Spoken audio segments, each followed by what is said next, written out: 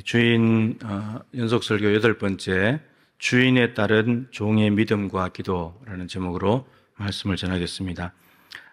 구약 성경에 엘리야라고 하는 선지자가 있습니다. 이 엘리야 시대는 북이스라엘이 영적으로 가장 부패하고 타락했을 때입니다. 그 당시 북이스라엘 다스리는 임금이 아합이라는 임금인데 시돈의 엣발의 딸 이세벨이라는 여인과 결혼을 했습니다. 이방 여인이죠. 이방 여인과 결혼하면 뭐가 따라온다고 했죠?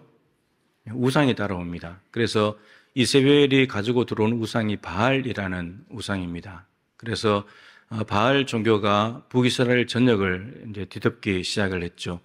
더군다나 아합과 이세벨은 왕과 왕후, 엄청난 힘과 권력을 가진 사람들 아닙니까?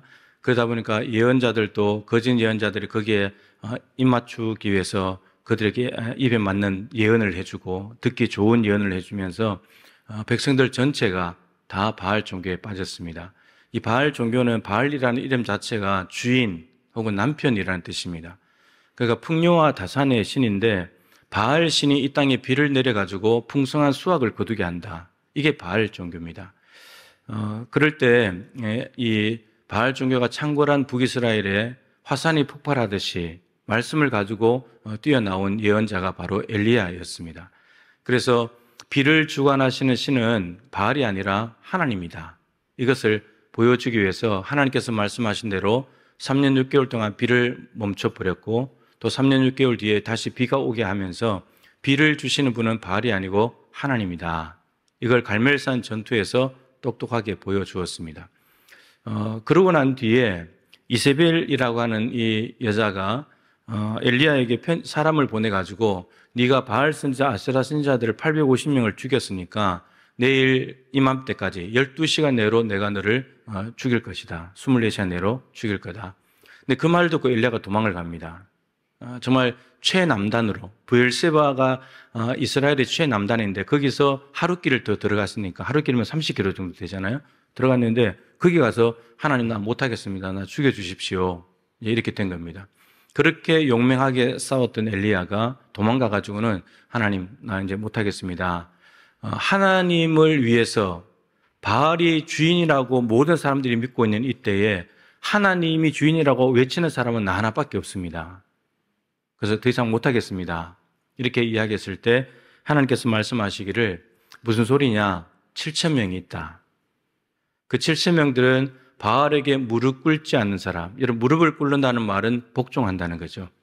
그리고 바알에게 입맞추지 않는다. 바울을 존경하고 바울과 교제하는 그렇지 않는 사람들이 7,000명이 있을 것이다. 따라서 엘리야 너 혼자 아니다. 그런데 엘리야가 이제 이렇게 생각하는 거죠. 엘리야처럼 가시적으로 막 위에서 불이 내려와가지고 제단 제물을 불사르고 하나님이 살아계심을 가시적으로 보여주게 하는 존재는 자기밖에 없다. 그러니까 자기와 같은 방법으로 바알에게 저항하고 하나님이 주인이심을 나타내는 사람은 나 하나밖에 없다. 이렇게 생각을 했기 때문에 다른 사람은 없다. 이렇게 생각. 이렇게 해야만 바알에게 대적하는 것이고 하나님을 드러내는 거다. 이렇게 생각했기 때문에 자기처럼 움직이는 사람은 없잖아요. 그 시대에. 다 이 이세벨 때문에 무서워서 다 숨죽여 살아가는 시대인데 그러다 보니까 혼자밖에 없다 이렇게 생각하는 거죠. 자기 나름 자기 방식대로 사역하는 사람이. 근데 하나님은 무슨 소리냐? 7,000명 있다. 이 순결한 7,000명은 바알이 대세이고 바알이 주류 문화인데 거기에 휩쓸리지 아니하고 오히려 바알을 거부하면서 하나님이 참 주인이라고 하나님이 풍요와 다산을 주시는 분이라고 철석같이 믿고 하나님을 철저하게 따르는 순결한 사람들입니다. 하나님과 바알이 구약에 있다면 여러분 여기에 견줄 만한 것이 신약에 있는데 오늘 본문에 나오는 하나님과 재물입니다. 이 재물은 만몬, 돈신입니다. 돈신. 일반적으로 돈뿐만 아니고 모든 소유 일반을 가리키는 말입니다. 여러분 그러니까 구약에 하나님과 바알이 있다면 신약에 하나님과 재물이 있는데 이 말은 크게 본다면 하나님 이외에 우리에게 주인 노릇을 하려고 유혹하는 존재들이 어느 시대에는 있다는 거예요. 그게 바알의 모습이든 재물의 모습이든 있다는 것입니다. 그래서 다르게 말하면 우리는 어떤 시대를 살아가든지 간에 주인을 늘 선택해야 되는 어떤 주인을 선택할 것인가 그걸 결정해야 되는 그 시대를 살고 있는 거죠. 지금 우리도 이런 바알이라는 우상이 없다 이렇게 말할 수 있지만 그것은 지금으로 말하면 재물인 거예요. 풍요와 다산을 쫓아가는, 재물, 돈을 쫓아가는 황금 만능주의, 돈이면 다 된다. 이게 이 신약의 바알이고 돈신이고 하나의 또 다른 주인이면서 우상이 되는 거예요. 여러분, 우리가 믿고 있는 하나님은 절대적인 분입니다.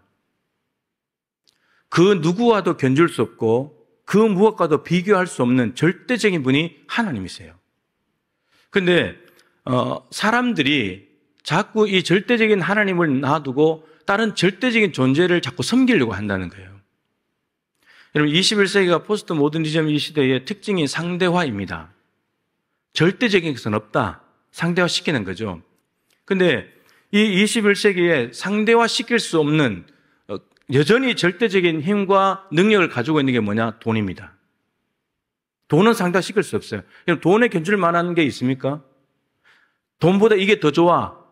그런 거 많은 거 가지고 올 만한 거 있어요? 없어요. 돈이면 다 되는 세상이에요. 돈은 절대적인 힘을 가지고 있어요. 그러니까 여러분, 힘이 있기 때문에 주인으로 섬기는 거예요. 힘이 없으면 주인으로 안 섬기죠. 돈이면 다 되니까. 뭐 정의도 살 수 있고 사람도 살 수 있고 뭐든지 다 할 수 있으니까. 그러니까 돈이 힘이 있으니까 돈을 자꾸 주인으로 섬기려고 하는 거예요. 그런데 오늘 성경은 분명히 말합니다. 하나님과 재물을 겸하여 섬길 수 없다. 이런 주인 시리즈 설교를 하면서 두 번째 시간인가 말씀드렸습니다. 로마서 6장 16절. 너희 자신을 종으로 내주어 누구에게 순종하든지 그 순종함을 받는 자의 종이 되는 줄을 알지 못하느냐. 하나님에게 나를 종으로 내준다면 하나님께 순종을 받는 종이 되겠지만 재물에게 나 자신을 종으로 내어준다면 재물이 주인이고 나는 종이 되는 겁니다. 나를 누구의 종으로 만들 것인가, 누구를 나의 주인으로 섬길 것인가, 우리는 선택해야 된다는 거죠. 그런데 성경은 겸하여 섬길 수 없다라고 분명히 말합니다. 하나를 주인으로 섬기면, 하나님과 재물 중에 하나를 주인으로 섬기면 하나는 도구가 됩니다. 도구가 됩니다. 하나님을 주인으로 섬기면 재물이 도구가 됩니다. 하나님을 섬기는 도구가 되는 거죠. 근데 재물이 주인이 되면 어떻게 되냐? 하나님을 이용합니다. 하나님이 도구가 되는 거죠. 성전, 예수님께서 예루살렘 성전에 가셨을 때 장사하는 사람들, 환전상들 상을 다 뒤집어 엎었습니다. 왜 뒤집어 엎었느냐? 이 사람들이 자리를 내주면서, 짐승을 팔 수 있는 자리를 내주면서 웃돈을 받아 먹는 겁니다. 근데 명분이 뭐였죠? 뭐 때문에 그 짐승을 바꾸고 환전을 하는 거죠? 하나님께 제사 드리려고. 하나님을 이용해서 돈벌이를 하는 거예요. 이게 하나님을 이용하는 겁니다. 이 대제사장들과 이 종교 지도자들이 돈이 주인이기 때문에 거기에 매가 하나님을 이용해 먹는 거예요. 예배를 이용해 먹는 겁니다. 그리고 재물이 주인이 되면 어떻게 되냐? 하나님을 버립니다. 가룟 유다, 은 30에 예수님 버렸습니다. 돈은 이렇게 막강한 힘이 있습니다. 예수님을 버릴 만큼, 하나님을 이용해 먹어서라도 채워야 될 만큼 힘이 있는 거죠. 오늘 말씀은 주인을 누구로 하느냐에 따라서 우리 종의 믿음과 기도가 결정된다는 내용입니다. 결론으로 말씀드리면 하나님을 주인으로 섬기는 사람은 큰 믿음을 가진 사람입니다. 그래서 그 사람은 염려가 없습니다. 먹고 마시고 있는 것에 대한 염려가 없어요. 재물에 대한 염려가 없습니다. 그리고 그 사람의 기도 제목은 33절에 있는 대로 하나님의 나라와 의를 구합니다. 다른 거 기도하지 않습니다. 이거 기도합니다. 근데 재물이 주인이 된 사람은 믿음이 작은 사람입니다. 그래서 늘 염려 속에 살아갑니다. 먹고 마시고 있는 거, 내가 오늘 뭘 먹어야 되지? 내일 뭘 먹지? 늘 염려하며 살아갑니다. 그리고 그 사람이 따라서 구하는 것은 먹고 마시고 입는 것을 늘 기도할 뿐입니다. 그거 달라고. 그러니까 염려할 수밖에 없는 인생이 되는 거죠. 오늘 본문의 흐름을 본다면 재물은 먹고 마시고 입는 것으로 예수님이 표현했습니다. 먹고 마시고 입는 것을 가지고 이야기합니다. 그 재물과 연관된 거잖아요. 돈이 있어야 먹고 마시고 입을 수 있으니까. 그리고 하나님은 하늘 아버지, 그리고 하나님으로 표현되면서 먹고 마시고 입는 것은 하나님이 책임지신다. 이런 분으로 예수님께서 다시 설명을 하고 계십니다. 그 구체적인 예를 두 가지를 끌어다가 설명을 하시죠. 하나는 공중의 새, 하나는 들의 백합화. 이것은 사람들이 평범하게 그냥 언제나 볼 수 있는, 일상에서 볼 수 있는 것들, 그 소재를 끌어다가 거기에 하나님의 말씀의 진리를 넣어서 사람들이 늘 보면서, 저거 공중의 새를 보면서, 들의 백합을 보면서, 아, 저거 보면서 이거 생각해라, 저거 생각해라, 그거 가르쳐 주시려고. 공중의 새를 먹고 마시는 음식으로 기르신다라고 말씀하셨고, 들의 백합화는 솔로몬이 입은 모든 영광, 여러분 금, 은으로 막 치장된 거 입은 것보다도 더 아름다운 것이 들의 백합화인데 그거 하나님이 입히시는 거다. 이렇게 설명을 하십니다. 여러분 공중의 새와 들의 백합화는 하나님이 만드신 겁니다. 하나님이 만드셨기 때문에 하나님은 만들어 놓고 네가 알아서 살아라 그런 것이 아니고 책임지신다는 거죠. 새를 먹이십니다. 새를 먹이시고 들의 백합화를 입히십니다. 아름답게. 그 사람들에게 감탄하고 감동을 주게 만드는 거죠. 그런데 결국 이 공중의 새와 들의 백합화를 가지고 하시려고 하는 말씀이 뭐냐면 사람에 대한 얘기예요. 너희들, 우리에 대한 이야기인 거예요. 사람은 공중의 새와 들의 백합화와 비교도 할 수 없이 귀중한 존재지 않냐. 하나님의 형상대로 지음받았으니까. 하나님의 손길이 닿았고, 지난 시간에 말씀드린 하나님의 손길이 닿았고 하나님의 생기가 들어간 존재 아니냐.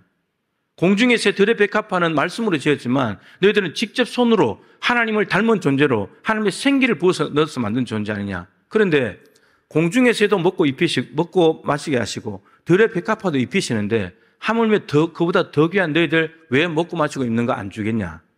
내가 다 책임진다. 하나님이 지금 이 말씀을 하고 계시는 겁니다. 여러분 음식이 중요합니까? 몸이 중요합니까? 그리고 의복이 중요합니까? 몸이 중요합니까? 몸이 중요하잖아요, 몸이. 목숨과 몸이 중요하잖아요. 그건 우리를 위해서 필요한 건데. 먹고 마시고 입는 재물이 사람을 위해 존재하는 것이지 사람이 먹고 마시고 입는 재물을 위해서 존재하는 것이 아니라는 것입니다. 마찬가지로 재물이 하나님을 위하여 존재하는 것이지 하나님이 재물을 위하여 존재하는 것이 아니라는 것입니다. 하나님은 주인이고 재물은 도구일 뿐입니다. 근데 우리가 자꾸 도구인데 주인 취급을 해주니까 그게 자꾸 문제가 된다는 거죠. 먹고 마시고 입는 것들은 이방인들이 구하는 것이라고 오늘 성경에서 말씀하십니다. 하나님 먹을 거 주세요, 마실 거 주세요, 입을 거 주세요, 재물 주세요. 이것은 다 이방인들이 구하는 거래요. 여러분 왜 이방인들이 이런 걸 구하는지 아십니까? 성경에 오늘 나오는데 이유가 이방인들이 모르는 게 있기 때문입니다. 두 가지를 모릅니다. 뭘 모르냐? 첫 번째, 자기들이 믿고 섬기는 이방 신이, 자기들이 믿는 신이 자기에게 먹고 마시고 입는 것을 줄 수 없다는 것을 모릅니다. 그래서 이방인들이 왜 여러분 주기도문에 앞에 6장에 앞에 나오지만 중언부언 하지 말라. 이게 이방인들의 기도에 대한 이야기거든요. 중언부언이라는 말은 의미 없고 쓸데없는 말을 반복해서 하는 겁니다. 그 시간을 길게 늘리는 거죠. 엘리야 시대에 바알이 우리에게 응답하소서, 바알에게 우리에게 응답하소서 아침부터 저녁 때까지 했습니다. 하루 종일. 근데 바알이 응답이 없었습니다. 왜요? 죽은 신이니까. 없는 신이니까. 그러니까 없는 신인데 우리에게 먹고 마시고 있는 걸 줄 걸로 생각하면서 계속해서 구하니까 시간을 길게 해야 되죠. 안 주니까 줄 때까지 해야 되니까 길게 할 수밖에 없잖아요. 근데 못 주는 신인데 하루 종일 구해본들 얻을 수가 없다는 거예요. 근데 이방인이 이걸 모른다는 겁니다. 또 하나 모르는 것은 하나님은 먹고 마시고 입는 것을 주실 수 있는 분이라는 것을 모르는 거예요. 하나님을 안 숨기니까, 안 믿으니까. 이방인들이 이걸 모른다는 겁니다. 그러니까 자꾸 죽은 신에게, 헛된 신에게, 주지도 못할 신에게 자꾸 먹고 마시고 있는 걸 달라고 한다는 거예요. 얼마나 바보 같은 짓이에요. 여러분들은 어떻습니까? 우리가 필요한 것을 하나님이 다 알고 계신데요. 오늘 성경에. 여러분, 그래서 오늘 이렇게 되어 있잖아요. 믿음이 작은 자들아, 어째서 염려하냐? 여러분, 염려는 결핍의 문제가 아닙니다. 먹고 마시고 입는 것이 없어서 염려가 오는 것이 아니에요. 우리는 그렇게 생각하잖아요. 착각입니다. 믿음의 문제예요. 돈이 부족한 것은 부족해서 염려가 오는 것이 아니고요. 나에게 있는 돈은 하나님이 다 주신다. 이 믿음이 없기 때문에 염려가 오는 거예요. 염려는 결핍의 문제, 부족의 문제가 아니고 믿음이 작은 거기에 달려 있어요. 우리가 큰 믿음이 돼버리면 염려하지 않아요. 부족해도 하나님 다 채워주실 거니까. 하나님을 진실하게 믿었던 사람들이 여러분 먹고 마시고 입는 것이 없어서 망한 적이 없습니다. 이스라엘 백성들이 광야에서 그렇게 불순종해서 40년 뺑뺑 돌다가 다 죽었는데 먹을 게 없어서 죽은 게 아니에요. 마실 것이 없어서 죽은 게 아니에요. 옷이 없어서 죽은 게 아니에요. 하나님의 말씀, 하나님을 믿지 않았기 때문에 망한 거죠. 40년 동안에 입이 부르트지 않았다, 옷이 헤어지지 않았다 그랬잖아요. 하나님은 40년 동안 책임지는 거예요. 근데 믿음이 없었던 거예요, 믿음이. 우리는 스스로 속는 거예요. 뭔가 부족하면 우리가 못 살고 망한다. 그렇지 않습니다. 믿음이 있으면 되는 거예요. 믿음이 없어서 망하는 거예요. 하나님에 대한 철저한 믿음, 절대적인 믿음이 우리에게 부족하다는 거죠. 하나님을 주인으로 모신 사람이 구하는 기도 제목도 말씀드리는 달라집니다. 하나님 나라와 의를 구합니다. 근데 재물이 주인된 사람은 먹고 마시고 입는 것만 구합니다. 하나님 나라와 의는 다르게 말하면 하늘이죠, 하늘. 하늘을 구하는 삶이에요. 먹고 마시고 입는 것은 땅을 구하는 삶이에요, 땅. 하나님 나라와 의는 영원한 거예요. 먹고 마시고 있는 것은 일시적인 거예요. 이 땅이 있다 끝나는 거예요.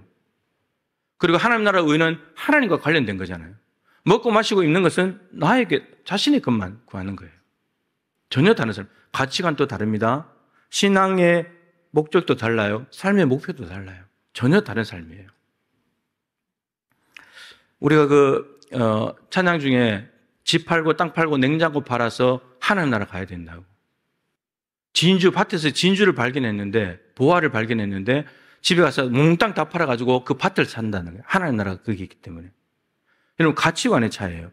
이 땅에 재물에 가치를 두는 사람은 재물을 악착같이 모으는 거고, 그런데 하나님 나라에 가치를 두는 사람은 이 땅에 재물을 다 팔더라도 하나님 나라를 사는 거예요. 그게 더 귀하니까. 그런데 이 땅에 많은 사람들이, 그리스도인들이 하나님 나라를 팔아서 이 땅의 것을 산다는 거예요. 이 땅의 것을 팔아서 하나님 나라 사야 되는데. 신앙의 목적도 다르죠. 하나님 나라와 의를 구하는 사람, 하나님이 주인된 사람은 하나님이 목적이에요. 주인의 뜻을 행하는 게 종이니까. 근데 재물이 주인된 사람은 목적이 늘 돈이에요. 늘 재물, 늘 부동산, 동산 이런 데 관심이 있고, 통장에 돈이 얼마나 있는데 이런 데 관심이 있고, 맨날 먹고 마시고 입는 거 구하고 이거 한다는 거예요. 신앙의 목적이 달라요. 그리고 하나님께 오더라도 그거 달라고 하는 거고, 하나님이 주인된 사람은 와서 그런 거 달라고 안 해요. 하나님 나라 의를 위해서 구하는 거죠. 삶의 목표도 하나님 나라 의를 구하는 이 하나님이 주인된 사람은 늘 하나님의 뜻에 관심이 있기 때문에 늘 남에게 시선이 가요. 가난한 사람들, 남을 윤택하게 해주려고. 근데 재물에 늘 주인이 돼서 재물에 관심이 가는 사람은 어떻게 하면 내가 좀 더 잘 먹고 잘 살까? 여기에 관심이 가는 거예요. 그 삶의 목표도 전혀 달라지는 거죠. 하나님을 주인으로 모신 사람은 하나님 나라와 의를 위해 재물을 도구로 사용해서 하나님을 부요하게 해드립니다.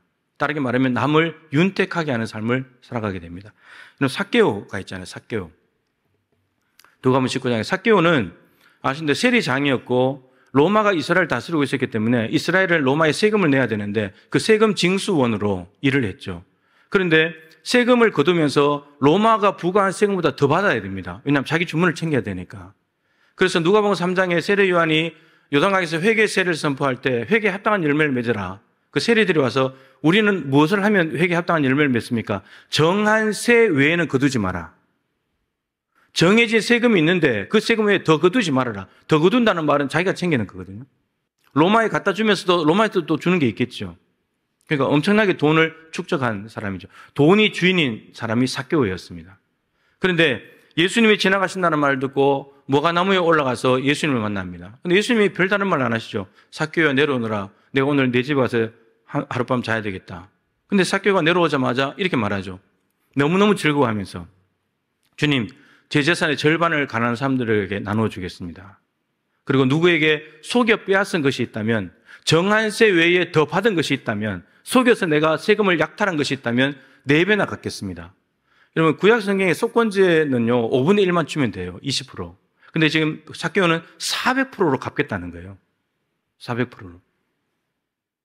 삭개오는 그동안 친구가 없었습니다. 자기 집에 와서 하룻밤 같이 잘 사람이 없었습니다. 매국노였으니까. 지금 이 시대를, 로마가 다스리는 이 시대를 잘 살아나갈 수 있는 방법은 기회주의자고 현실주의자였기 때문에 로마에 빌붙어가지고 돈만 많이 챙기면 돼. 이거였기 때문에. 삶의 목적이, 가치관이 돈에 있었기 때문에. 그렇게 살다가 예수님이 자기 집에 와서 주무신다니까 깜짝 놀래버린 거죠. 그러면서 이런 이야기를 합니다. 여러분, 이 행간을 읽으면요, 삭개오는 회개를 하고 있습니다. 돈의 주인을 삼아서 돈에 집착했던 삶, 남의 것을 약탈해서 내가 그래도 힘주면서 떵떵거리며 살려고 했던 이 삶에 대해서 회개하면서 회개에 합당한 열매가 뭐냐? 남에게 빼앗은 것을 돌려주는 거예요. 우리는 하나님 내가 속에 빼앗은 거 잘못했으면 용서해 주십시오. 이게 회개지만 그게 회개가 아닙니다, 여러분. 회개는 속에 빼앗은 걸 되돌려줘야 회개예요. 가난한 자들에 대해서 함부로 대고 세금만 뜯어냈던 자기 민족에 대해서 잘못된 걸 회개하면서 자기 재산을 50억이라도 내서 가난한 사람들을 챙기겠다는 거예요. 이게 회개의 삶입니다. 그러니까 예수님께서 아브라함의 자손이다. 구원받은 사람이다. 이렇게 말씀하십니다. 그러니까 하나님이 주인 되는 삶으로 바뀌어져 버린 거예요. 재물이 주인이었다가. 그러면서 빈털터리도 좋다. 예수님만 계시면 된다. 그 돈에서 예수님으로 가치가 바뀌어진 거죠. 주인이 바뀌어진 거죠. 그리고 자기의 유익을 위해서만 살던 사람이 가난한 사람들을 챙기는 사람으로 바뀌어진 거예요. 그래서 여러분, 하나님을 주인으로 섬기게 되면요, 하나님 사랑과 이웃 사랑이 그냥 자동적으로 이루어집니다. 근데 재물이 주인이 된 사람은 어떻게 살아가냐? 아까 말씀드린 하나님을 이용하기만 할 뿐이지 하나님께 가난하게 살아갑니다. 하나님께 가난하다는 말은 다른 가난한 사람들을 챙기지 않는다는 말입니다. 누가복음 12장에는 어리석은 부자 아닙니까? 원래 부자인데 농사를 지어서 엄청나게 곡식을 많이 거둬서 증축을 해가지고 창고를 증축해서 곡식을 갖다 넣어놓고 먹고 마시고 있는 게 창고에 가득했습니다. 죽을 때까지 모자람이 없습니다. 이제 먹고 마시고 즐기자. 여기가 주인인 겁니다. 먹고 마시고 있는 게. 여기가 주인이니까. 가난한 사람들 책임지지 않습니다. 자기만 잘 먹고 잘 살면 되니까. 그런데 하나님께서 말씀하십니다. 오늘 밤에 내 영혼을 도로 찾으리니. 영혼의 주인은 하나님이시고 하나님께서 오늘 밤에 부자의 영혼을 데려가신답니다. 그러면 네가 창고에 가득 쌓아놓은 거 저거 먹고 마시고 있는 거 재물 누구의 것이 되겠냐? 하나님께 부여하지 못한 자가 이와 같은 사람이다. 여러분, 노후 대책을 잘 세워놓은 사람은 지혜 있는 사람입니까? 지혜 없는 사람입니까? 지혜 있는 사람이죠. 누가 봐도 지혜 있는 사람이에요. 그런데 주님께서 말씀하신다. 어리석은 자야. 너는 지혜로운 사람이 아니야. 어리석은 사람이라고. 노후 대책만 세워놨지 사후 대책을 세우지 않는 거예요. 사후 대책이 없는 부자인 거예요. 그리고 이 땅에서 부자가 해야 될 가난한 사람들에 대한 책임, 이걸 하지 않는 겁니다. 그래서 하나님께 부여하지 못하다는 말은 하나님께 가난하다는 말인데, 하나님께 가난하다는 말은 이웃에 대해서도 가난하다는 말이에요. 이웃을 내팽개쳐 놓은 그 말씀을 하시는 거예요. 히브리서 13장 5절 말씀에 돈을 사랑치 말고 있는 바를 족한 줄로 알아라. 여러분, 돈이 있는 바를 족한 줄, 지금 있는 돈을 충분히 만족해, 이렇게 생각하는 게 좋은데 요거 넘어서서 좀 더 있으면 좋겠다. 이게 돈을 사랑하는 거고 탐심이고 이게 우상 숭배라는 거예요. 근데 왜 돈을 사랑치 말고 있는 바를 족한 줄로 아느냐? 이유가 중요한데, 왜냐하면 하나님께서 내가 너를 떠나지 않고 너를 결코 버리지 아니하실 것이기 때문에. 아멘이 되세요? 우리는 돈이 떠나면 불안하잖아요. 하나님이 떠나는 건 괜찮고 돈이 떠나면 불안해요. 그런데 하나님이 내가 너를 떠나지 않을 거야. 너 버리지 않을 거야. 내가 책임질 거야. 이렇게 말씀하시는데 그래도 불안한 거예요. 돈이 있어야지. 우리의 신앙의 가치관과 기준과 목적이 어디에 가 있는가? 우리가 수십 년 예수님을 믿고 예배 드려도 돈 앞에 여지없이 무너지는 이런 우리의 모습들 아닌가? 그래서 여러분, 욕심 버리는 훈련을 많이 해야 됩니다. 하나님을 주인으로 삼아서 하나님께서 약속하신 모든 풍성한 삶, 내가 온 것은 양으로 생명을 얻게 하고 더 풍성히 얻게 하라는 것이라. 우리의 생명과 풍성한 삶은 하나님께 달려 있습니다. 하나님을 주인으로 모시는 은혜가 있기를 축복합니다.